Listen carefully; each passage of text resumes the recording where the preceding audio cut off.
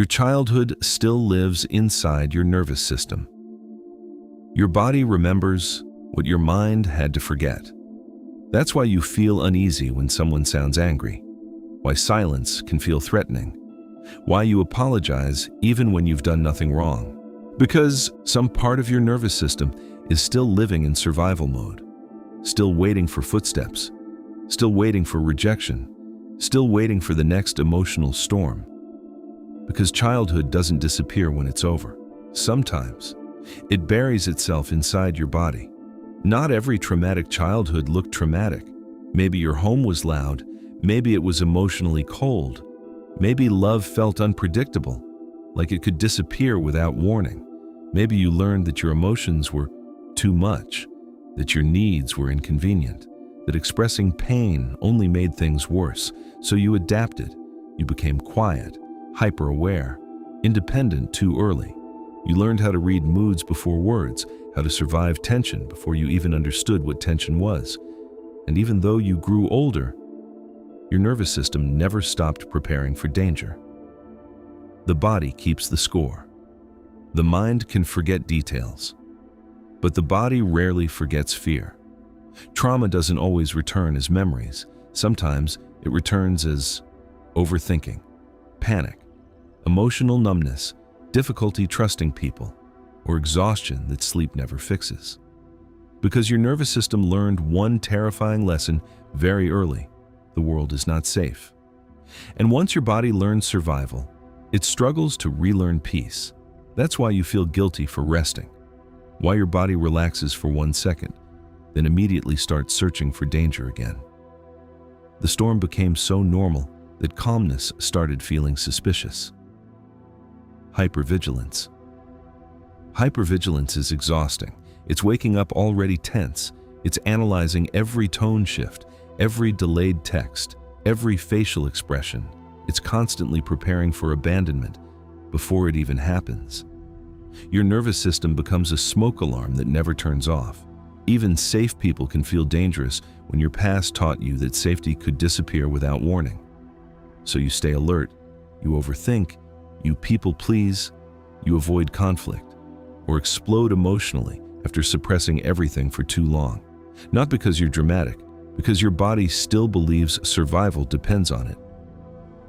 The version of you that never felt safe. There's a version of you that never truly felt safe.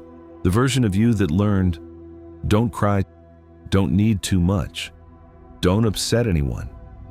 So you became who other people needed you to be. And now, years later, you may not even know who you are without survival mode. Sometimes you smile while internally panicking. Sometimes you act okay while feeling terrified of rejection, terrified of abandonment, terrified that if people saw the real you, they would leave.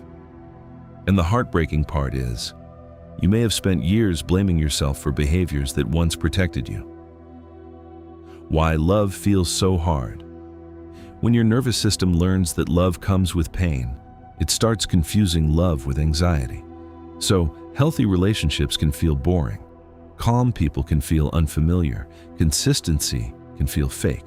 And chaos feels like chemistry.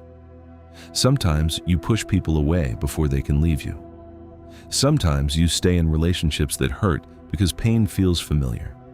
Because your nervous system does not chase happiness.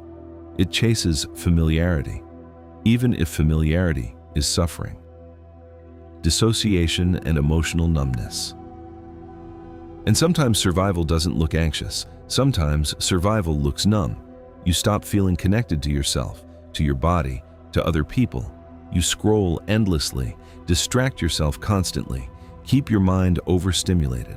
Because silence forces you to meet emotions your nervous system buried years ago. Dissociation is not weakness. It's what happens when your mind realizes feeling everything at once would destroy me. Your body disconnects to survive. Healing begins when you stop asking, "Why am I like this?"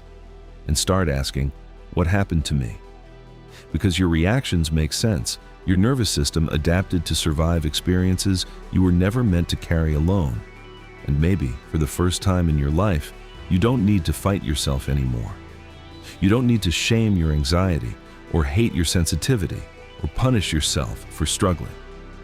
Because the body that scares you sometimes is the same body that kept you alive. Your childhood may still live inside your nervous system, but it does not have to define your future. Healing is not becoming someone new. It's teaching your body that the war is over, that it no longer has to brace for impact, no longer has to survive every moment, no longer has to carry the past alone, and maybe, one day, the child inside you will finally realize they survived, and now they are safe. The body remembers survival. Healing teaches it peace.